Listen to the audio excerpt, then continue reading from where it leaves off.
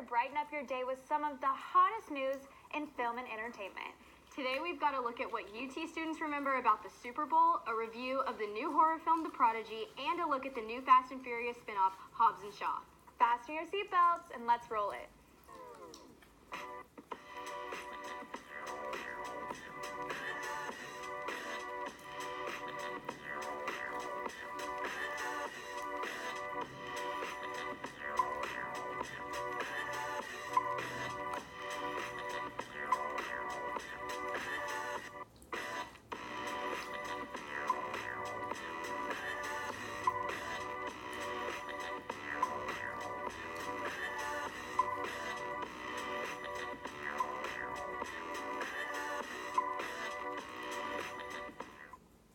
Hello, Sneak Peekers, and welcome back to your favorite entertainment news show, Sneak Peek. We hope you're ready because this episode has tons of juicy Hollywood gossip we're all dying to know more about.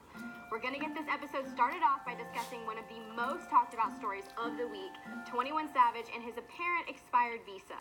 Last Sunday, the famous rapper was arrested by ICE for being in the States illegally. Apparently, 21 Savage is actually from the UK and had been here illegally since 2006. Shocking, we know. It's truly amazing that he was here for 13 years without anyone even realizing he was British. He must be as good of an actor as he is a rapper. And unfortunately, ICE refuses to release him because of prior criminal charges, despite his lawyer's best efforts to get him out of this crazy mess. Hopefully they get it all worked out soon. Now, moving on to a more upbeat headline, a list of Grammy performers has been released for this year's award show. This list is so extensive that we only have time to name a few, but that's okay because these few are some of the biggest names in the music industry. Just to name a couple, we've got Cardi B, Miley Cyrus, and Janelle Monáe that will all be making an appearance at the award show. Along with Shawn Mendes, Casey Musgraves, and Post Malone and the Red Hot Chili Peppers will be performing together. Posty's the best. Wow, this has the potential to be the best Grammys ever. I think everyone attending will be feeling like rock stars. Oh, Kayla. Vogue released their interviews for the March 2019 issue. Lucky for us, this interview was on the newly married pair, Justin and Hailey Bieber. Ever since their speedy engagement and marriage, people have wanted to look inside of their relationship. The couple opens up by leading with the statement, "Marriage is very hard." They already see a couples therapist to make sure they build a stable foundation for their relationship.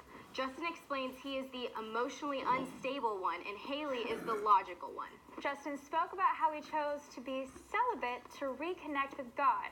He feels Hailey was a blessing sent by God in return for this sacrifice. They did mention how Justin's celibacy played a role in wanting to tie the knot quickly. Speaking of marriages, our favorite Hunger Games star is officially tying the knot. Jennifer Lawrence is engaged to boyfriend Cook Maroney. It happened the way we normally see it in Hollywood. Rumors start swirling as a celeb wears a giant rock on that finger, and soon enough we got the report that the well-known art director popped the question. The couple was first linked last June and have been spotted non-stop since. One thing's for sure, with Valentine's Day coming up, everyone seems to be feeling the love in Hollywood. Well, you know what else happened this week, right? A Maroon 5 concert. Oh, wait, no, the Super Bowl. Dang, sorry, can't get that image of Adam Levine shirtless out of my head. No one can.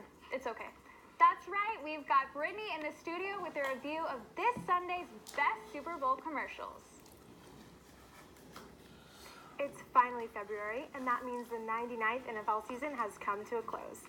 This past Sunday night, fans across the U.S. watched as Tom Brady led the New England Patriots to a 13-2 victory against the Los Angeles Rams. I don't know about you, but I was tuned in for one thing and one thing only: the highly anticipated Super Bowl commercials. I'm going to give my take on some of the best commercials that aired during this year's Super Bowl. First and foremost, I think the Pepsi More Than Okay commercial really hit the nail on the head for what a laugh-out-loud Super Bowl commercial is supposed to be. Cardi B, Little John, and Steve Carell take over a 50s-themed diner, making the case for Pepsi being more than a simply okay choice of drink. The best moment comes when Cardi storms the door wearing head-to-toe red, white, and blue, offering up her signature "Okur" as "I Like It" booms over the speakers. I think the commercial probably left Coca-Cola quaking in their boots. Second on my list is Harrison Ford and his adorable Boston Terrier and the Amazon spot titled "Not Everything Makes the Cut." The commercial poked fun at a failed Alexa product, including a dog collar powered by the device. The clip ends with Ford and the dog standing on the front porch as an Amazon worker unloads dozens of bags of dog food that had been ordered by the mischievous pooch. "I'm not talking to you," Ford says as the pooch looks at him innocently. You better chew that I don't know about bone, you, but I'm pigs. probably going to start keeping a closer eye on my dog when she's around my Alexa device. My next ad on the list was short and simple, but it had me feeling good.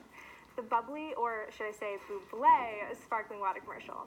In this commercial, Michael Bublé swoops into a convenience store to purchase a can of bubbly sparkling water. The catch is, he's so committed to the notion that it's pronounced Bublé, the same as his name, that you kind of start to wonder if maybe it should be. At the end, a little girl emerges from an aisle to ask for his autograph, pronouncing his name as Michael Bublé. Because, who wouldn't ask for Michael Bublé's autograph if they saw him shopping in a convenience store? Last but not least, I think you can't overlook Google's 100 billion words commercial. Google highlights the remarkably heartwarming way in which its translate feature unites people of different cultures. The most translated phrases are "how are you," "thank you," and "I love you." The narrator says all of this over gentle instrumental music and clips of people using the feature to connect with strangers all over the world. It gave me some serious chills and also the sudden urge to travel the globe. These ads in particular really stood out to me, but there were still lots more that gave me a good laugh or those feel-good chills. I can't wait to see what next year's Super Bowl has in store. Let us know on Twitter, Instagram, @SneakPeekTV, what your favorite ads were from this year's Super Bowl. That's all from me. Now back to the hosts. That Pepsi commercial was so iconic. Definitely a step up from some of their commercials in the past. And using Cardi B, I mean, genius. But I do want to know, what are your thoughts, Pepsi or Coke? Definitely Coke. I'm the same way. My Nana swears by it. She says if you're sick, Coke is a cure. Probably wrong, but don't get mad at Nana. I should be super healthy then. Well, anyways, we've got our own commercials for you. They may not be Super Bowl level, but we'll see you after a quick break.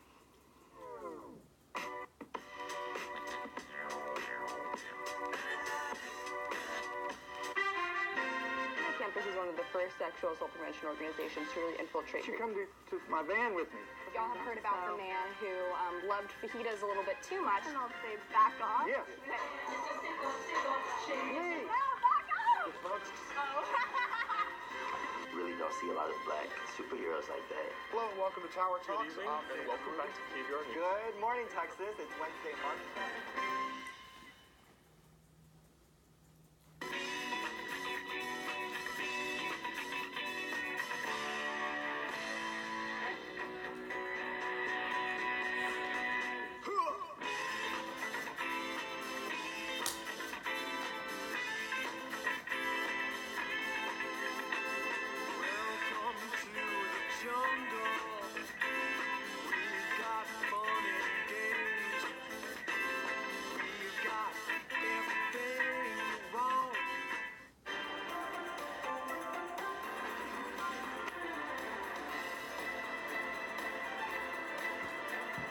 What?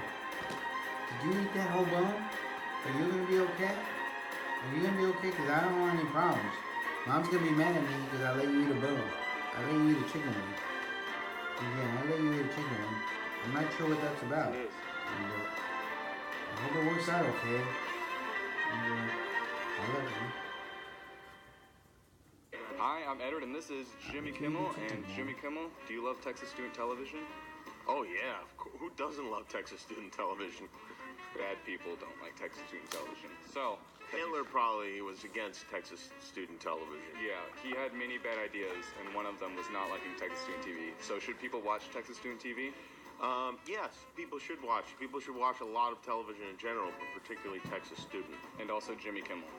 Thanks.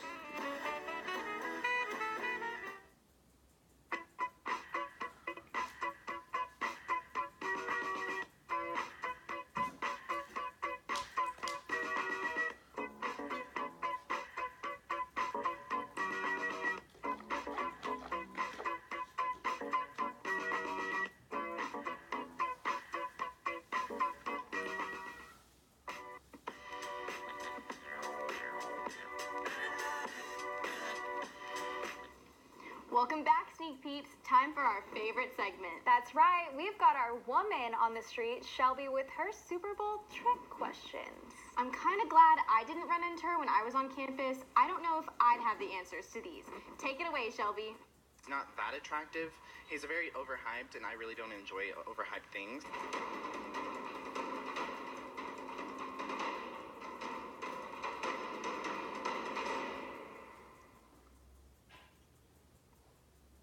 What was your favorite Super Bowl meme?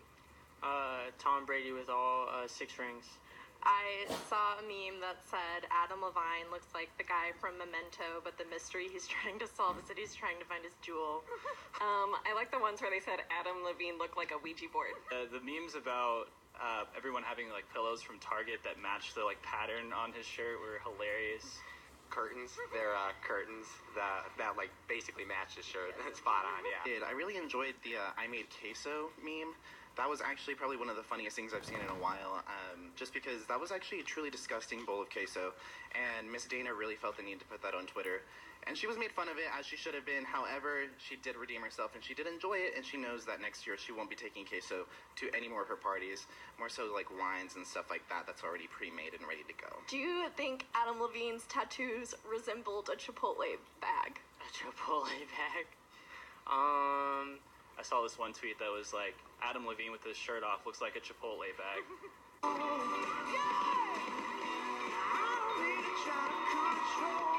Were you surprised that Tom Brady didn't kiss his son at the end? I wasn't. I saw that he kissed Robert Kraft, the owner, so that was funny. So I think he's made his rounds by locking lips with everyone. Not just his child? He kisses everyone. Do you think that you could do an imitation of the halftime show? I'm not much of a dancer, so I don't know if I can impersonate it. I get camera shy. I don't really like to...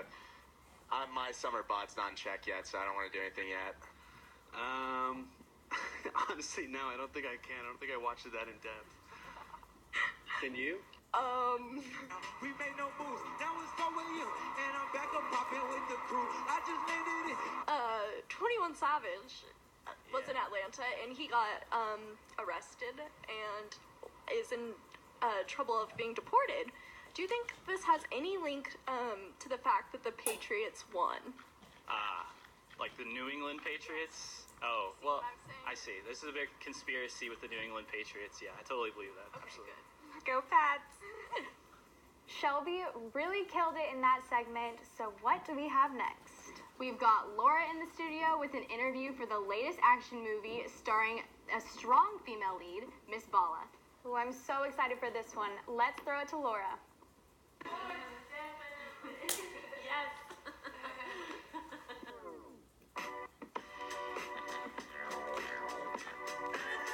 Obviously, guns play a huge role in the movie. The title is, of course, Miss Bullet translated. So, being from Texas, have you ever shot a gun before? What is it like directing an action movie? Oh, yeah, okay. I am from Texas, and yes, I did, go, I think, is it like Girl Scouts or something where sometime I went and, shot a gun, but I'm not a big gun fan. And so I think part of my goal in shooting this movie was to make you feel like what it would feel like if you were caught in the middle of a gun battle, because obviously, I hate to say it, but people could get shot at in a club, in a nightclub, and, in a concert, unfortunately. So she gets in the very first scene, where the action starts, she's just in a nightclub, and a gun battle starts out. So how would you find the courage to survive that, Now, ultimately, there were some versions of the script or some ideas where she was going to pick up a gun and just Scarface, shoot everybody. I'm like, no, that is not what a woman would do. We would try to be strategic to survive and do the least harm that we could, but still survive, find a way to get the hell out of this place, save our friend. Is that kind of what you hope audiences take away from this film, this journey of survival? And really, it is a coming-of-age story for this woman, for Gloria. Yes, yeah, a journey of survival. Like, how would you feel if you, let's say any of us, and ordinary girl. We are not trained in Navy SEAL skills or anything like that. How would we survive and how would we help save our friend in the end? So Gina and I wanted the stunts to be things that she could really do, that I could really do. You know, you didn't have to have some elaborate, you know, crazy parkour stunt person to do them. Though that would have been fun too. Yeah. You know, usually people like to oh, women don't know how to do action, or we don't know how to do CGI or whatever. I'm like, why do you say that? That's not fair. I go mountain bike riding all the time, just did trekking in the Andes. I surf, you know, like I don't like to sit around. We like to have fun. Growing up in McAllen and near the border with Mexico, did any of those childhood experiences shape the way that you made this movie? Yes, I would say that did. Because growing up in McAllen, I had kind of a unique experience. My dad was a farmer. So our land was literally on the Rio Grande River. You could jump into the river, and I did many times swim across the Rio Grande River and illegally entered Mexico the opposite way, and then I swam back. So we would play down there. We would get the inner tubes from the farm, and like we had rope swings, and so we were always like, you know, Mexico was literally right there. And then I also went to art school in Mexico because I love the art of Mexico. Obviously Frida Kahlo, Diego Rivera, all the architects, Juan O'Gorman, Luis Barragan, you know, all the rich history of architecture, plus the pre-Columbian, you know, Teotihuacan, all the ruins. So I'm always traveling to Mexico my whole life and loving that culture. So I really wanted to showcase that culture in a rich and beautiful way. Tell us more about your journey into discovering your passion for film, because you started out as an architecture student at UT. Yeah, I loved architecture school. I loved going to UT. I mean, the thing that was so great about architecture school is you are just problem solving every day, and it's very creative. Like, you've got this problem, you've got to design this cool thing. How do I do it? And, you know, it also trained me to work very long hours, which is what you have to do in the film business. So as you go to the architecture school, I'm sure, you know, tonight you're going to see people there at 11:30 at night, wow, trying to make their projects better, you know, because we get obsessed, you know. And I think as an artist, you do have to get obsessed to make something as good as you can make it. Architecture, there's just nothing there. It's like a flat piece of dirt. And then you figure out how to build something cool. And then film, you've got this script that's just like letters typed on a page. How do I make that come alive and make it exciting? And, you know, how do I bring what she gonna wear, the character that tells me the story of what her life is, you know, and how can I make all elements work together and tell the story? So they're, in a way, the same architecture and film. You have to pre-visualize something. You have to create something kind of out of nothing. I adore Gina Rodriguez. From characters like Jane and Jane the Virgin, and now Miss Bala, she's really building a strong portfolio of characters.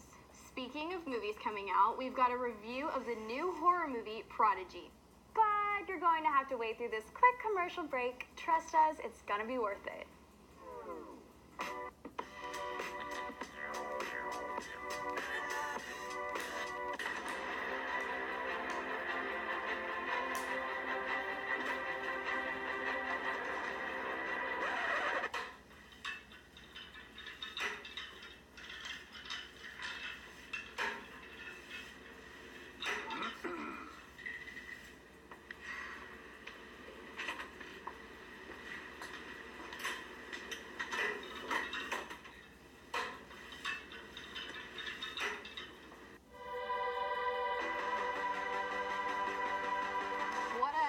Real Video Game Hours Live. Time for Operation Bayou Boogaloo.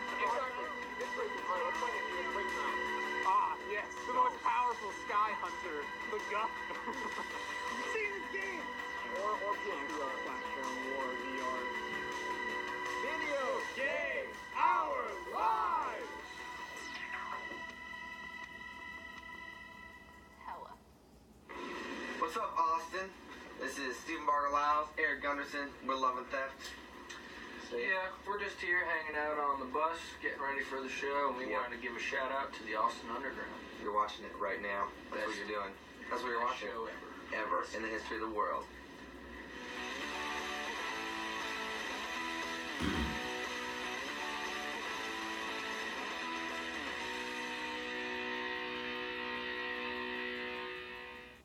What we value most here at Pine Tree College is our rejection of social constructs. We want our students to express themselves freely, which is why we stand strongly by our no rules policy. There aren't sports at Pine Tree, just the occasional Antifa alt-right brawl.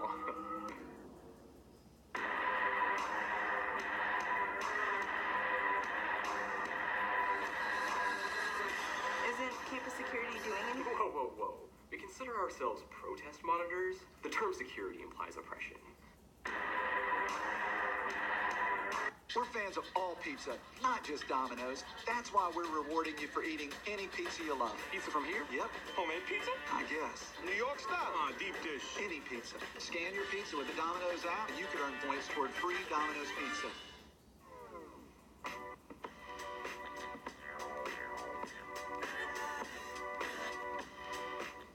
Alrighty, we're back from commercial and ready to roll. That's right, we've got Blake in the studio with a review of the latest horror movie to hit theaters, Prodigy. The trailer has been all over my social media, so I'm super excited to hear what he's got to say. Me too. Take it away, Blake. Alrighty, thank y'all. Hello everybody, Blake Bosmerman here, and when you're a young parent, there's always going to be something you worry about with your child. Are they going to live up to their potential? Are they going to make friends at school? Are they a genius serial killer in the making? Well, hopefully for most parents, the last issue isn't something you worry about too much. But in the new horror film The Prodigy, this concern is all too real. The film stars Taylor Schilling and Peter Mooney as Sarah and John, two young parents who are settling down into a life of suburbia as their young son Miles begins to show signs of an incredible intellect. However, as Miles grows older, his actions take on a much more sinister tone as he begins to violently act out with a complete lack of morality. As they attempt to find help for their son and explain his disturbing behavior, Sarah and John quickly find out that things are far worse than they could have possibly imagined. The film is a tense, gripping thrill ride throughout, and the audience is left with a feeling of unease every second that Miles is on screen. And really, this is due to the fantastic performances in the film. Taylor Schilling is a solid performer, as always, showing how the inability to communicate with your child could have an effect on a young mother's psyche. But the real standout of this film is undoubtedly Jackson Scott as Miles.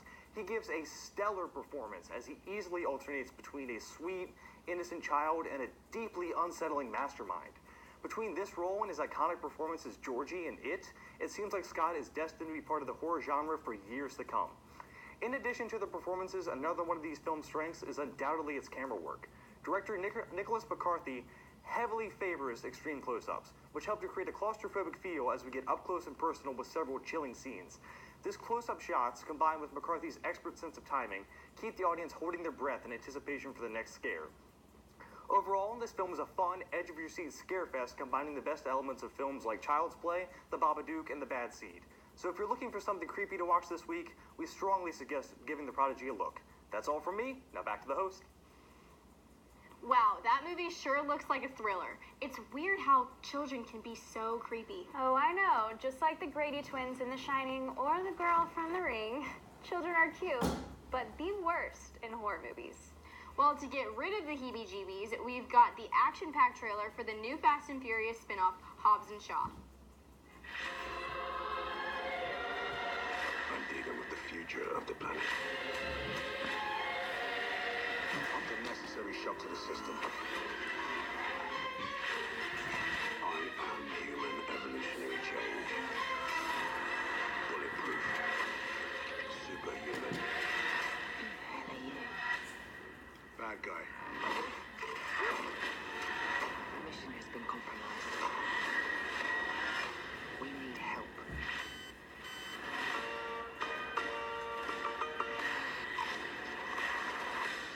Our target's name is Brixton. He's a ghost. We're gonna need the best trackers in the business. Luke Hobbs.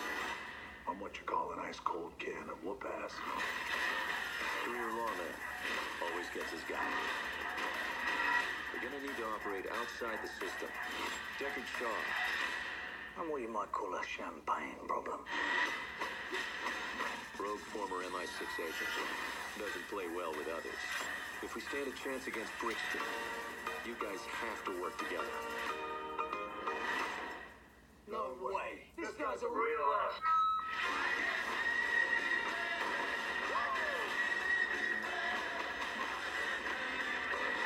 This job requires stealth.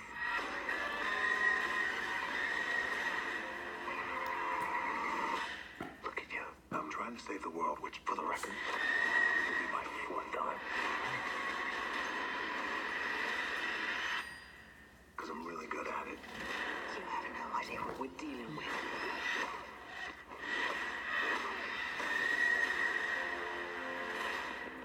Hobbs and Shaw.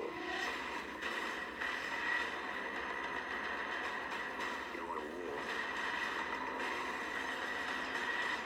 You've got one. Remember me? On my three, sure. 1, 2, 3.